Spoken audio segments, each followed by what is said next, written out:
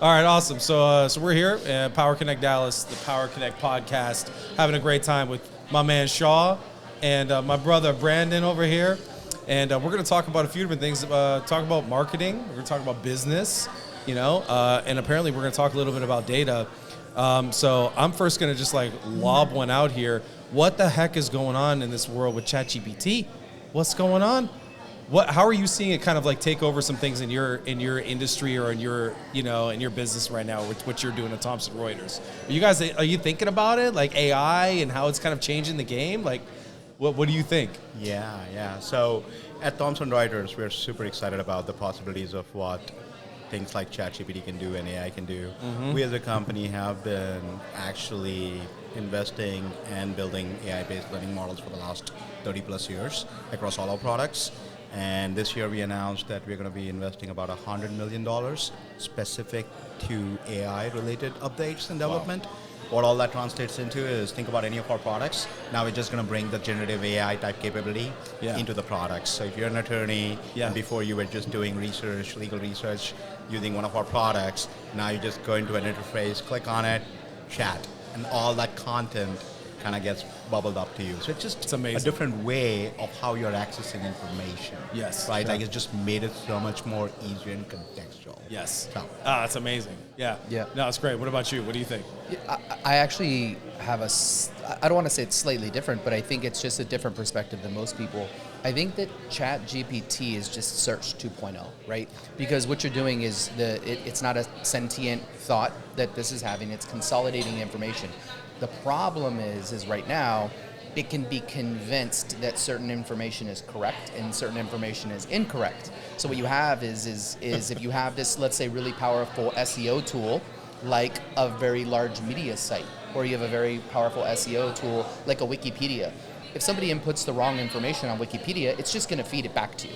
So what it is it's a really good research assistant that can go out, it can engage with, consume, and regurgitate information, but it doesn't do anything beyond that. But on the AI side, which you actually said specifically AI, not ChatGPT, you're not investing $100 million into ChatGPT.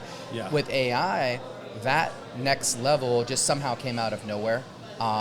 We even have a company that what we could do is we can import your aesthetics, right? We can scan 20 images of you, and we can create all your social media content for you, right? So there's these different buckets of things that are happening where you can take an AI-powered tool, and really what it's about at the end of the day is automating what a person would normally do and exponentially speeding up that process. Yeah, exactly. And the brands that win are those that adopted very early, and the creators too, right? Yeah. It's not going to displace you or me, but it's those that actually learn and develop the skill to use it that are going to just leap, 20 miles ahead.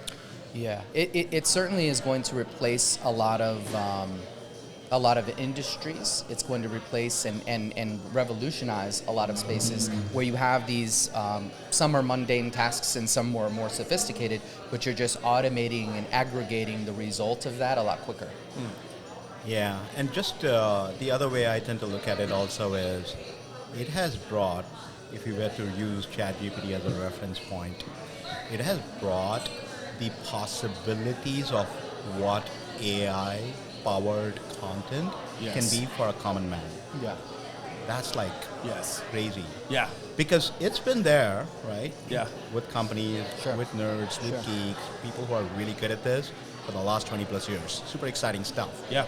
But for a common man to fire up their phone or go to the laptop and kind of start experimenting with it is huge. Yeah. And on this content side and content creation, I have such a passion for it. Yeah. It was also always a scale problem, right? Scale, how do you do that? How do you create that kind of content that quickly to address to people, tools like that? Oh, yeah, and to the common man, another thing that it will do is it opens up these possibilities of even things like, for example, you're not an apartment complex and you're not a corporation, you're a one-person property owner, right? You can create a rental agreement now on ChatGPT. Before that was available, but before it might also cost you $1,500 to have your attorney make it. Maybe you're terrible and you don't know the right there or there, and you want some help writing your daughter's congratulatory Instagram caption, and it's this can do that for you as well now too. So it just became easily accessible. I think this is sort of the next evolutionary phase. It was library to Google, and you're like, holy shit. Yeah. And then now it's like Google to ChatGPT, and it's just like having somebody who's better with Google look something up for you. Absolutely. And I've always seen, like, from a technology perspective, even if you go decades and years back, anything that a common man embraces or can easily access, Yeah. that pretty much Yeah. has the best legs. Well, if you look at the if you look at the adoption rate of this versus something like an Instagram or anything else, Like it's, this. yeah, it's Wow, it's yeah, not it's crazy. it's a vertical up. It's a hockey Literally. stick that's upright. Yeah, exactly. Yeah, yeah. I want to talk about tools. Like, I love giving away like my favorite tools to people. So I'm gonna give away mine. I want to hear yours, and then you tell me your favorite tools right now. For me, I love Gamma.app. If you're looking to build a proposal or presentation, it's the best AI presentation builder I've ever found. So Gamma.app is awesome. Taplio, Taplio. Okay. Taplio is also it's a LinkedIn content creator's best friend. They've actually integrated now GPT-4 in there in some use cases. Man. Yeah, I log into Taplio and it suggests posts for me that I click and post every day, and it's fresh content. And then I can configure a follow-up DM or something like that. Taplio is awesome. It's one of my favorite tools. What are some of your favorites? Have you heard of Post-it notes? No, I'm just kidding. What? Crazy. Listen, Classic. I email myself a lot. Yeah, what? So I use probably the most common tool that I use is Notion. I just use it to Notion. organize my thoughts on one place and it's aesthetically pleasing. Surprisingly, I don't use a lot of productivity tools. Like, if you invite me to a Slack group, it's in my email still, like, for the invite. I'm not joining. I use a lot of group text messages. But I Yeah. will tell you the one secret that I have from a reach out perspective, which allows me to get a hold of, like, literally anybody, is Rocket Reach. So Rocket Reach will find the email and phone, Oh, yeah. sometimes phone number, but email is most important. Yeah. You just type in, and it actually scrapes LinkedIn for a lot of this data, but it'll pull in, and you just say, I want the CEO of this company, and it goes to the highest level, and I've reached some insanely difficult people to get in touch with, and I've got them all on Rocket Reach. So that's like my Yeah, it's number one awesome. tool. Everything else I'm manual. I have notepad scribbles, and I like have things Post-it sitting notes. all around it's all clutter. Hey, listen, for you like Notion, here's one for you. Check out this app called Hints. Okay. Hints, it plugs into Notion, and Hints is like an AI assistant. I can give it tasks that then port over into Notion. Ah, okay. I'm One on it. spot, I tell it to do stuff, and it does it. Yep, Right within I'm on Notion. it. There you For go. sure. That was, yeah. What What you about got? you? I think Microsoft's new Copilot is pretty cool, but think about everybody who uses Microsoft products, whether it's Teams, Outlook, doesn't really matter. Copilot is just like, what it does. Ah, cool, okay. AI-powered piece of it. Yeah. I think writer.com or writer.ai is pretty good. Yeah. When you think about being able to create content from a compliance, governance perspective, that is as legit as it can get. And Writer does all that behind-the-scenes stuff Yeah. for enterprise-grade applications, Yeah. right? And lastly would be Pexels, right? Like for creating Yeah. avatars, images, videos, that is just copyright protected, but at the same time free use, Sure. at the same time not a real person for presentation. Pexels? Yeah. Yeah, I've used Pexels Yeah. for years. It's good. And lastly, Lenso. So Yeah. if you want to look at the app, Lenso, I think it's pretty cool. Which app? Lenso. I'll send you the link. Oh, okay, yeah, send me yeah, the it's link. Oh, really okay, cool. I have one more to add that I Okay. forgot of because you said graphics and video, Canva. So I'm like, I don't Yeah, know if you guys Canva know this nerd. or not. I'm a professional graphic designer now. I can make my own pitch decks. I can do anything. Actually, what's funny is my 12-year-old started an agency to do graphic design and logo making and social media content, and he uses Canva. And I taught him this one trick. Again, he's 12. It's okay? amazing. Your son's What yeah, he he's a does real is he deal. goes on Twitter search and searches for people who say, I need a logo, can anybody do graphic design, whatever. And he responds to all of them and says, I'm a 12-year-old graphic designer. Here's a link to my portfolio. If you want any help, let me know. That's so cool. Love it. What the heck? Good stuff. Legit. That's legit, That's right? legit. So he's like, I was like, what's your That's goal? He's like, I want to make legit. $50 this summer. I was like, how about 50,000. $1,000 how about $1,000 a week? How about like better? Yeah. It's, Yeah. yeah. I So, love that, man. Yeah. Dude, that's super cool. Last question I want to ask, talk about creativity in marketing. You work with a lot of like big influencers and celebrities. You can get really creative on some of the marketing campaigns that you do and how you work with brands and stuff. What are some of like the most memorable moments in marketing that you've ever had? With all the people that you worked with and the projects you've been on. So a couple things stand out. So one of my clients paid up to have Kim Kardashian post about their product. And they got a letter from a company called Truth in Advertising. And essentially their job is like they're a watchdog group. And, you know, as a marketer, I'm like, they have no lives. So I hate them. So Truth in Advertising is like, well, Kim Kardashian didn't do the proper disclosures for this. And they wanted to do an editorial post on it. So my client was like, what do you recommend that we do? And I was like, don't address them. And they were like, but they're going to write all this stuff about us. I was like, that's a good thing. You have Kim Kardashian, and she's going to be holding your product blasted everywhere. Probably nothing's going to happen. And they had one of their biggest sales day ever because when Truth in Advertising did the story, the Wall Street Journal picked it up and put it on the cover.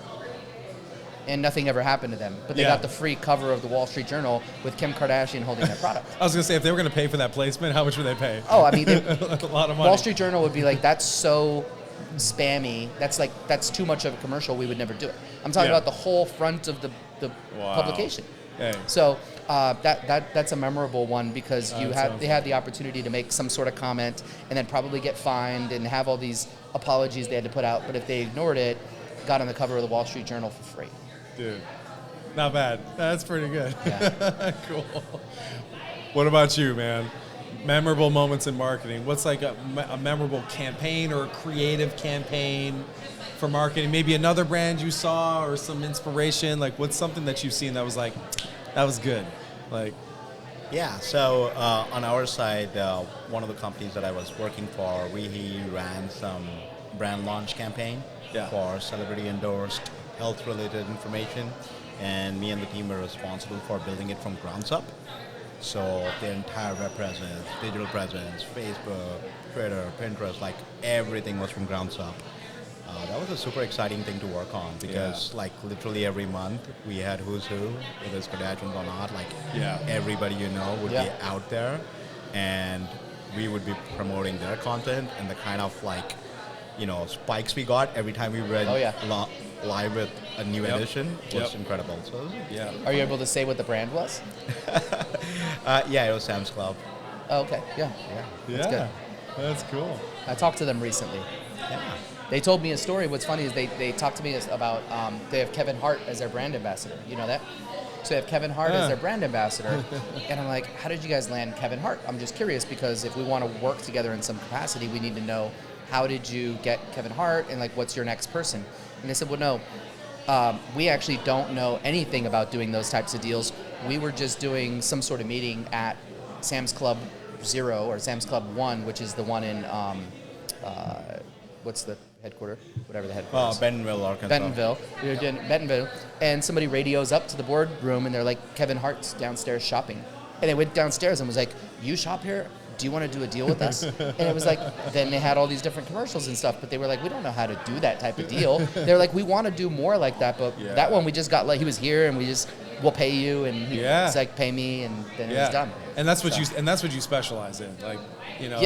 So I said, if you want him or anybody else like him or anybody, you can help structure the deal. Let me get paid on it.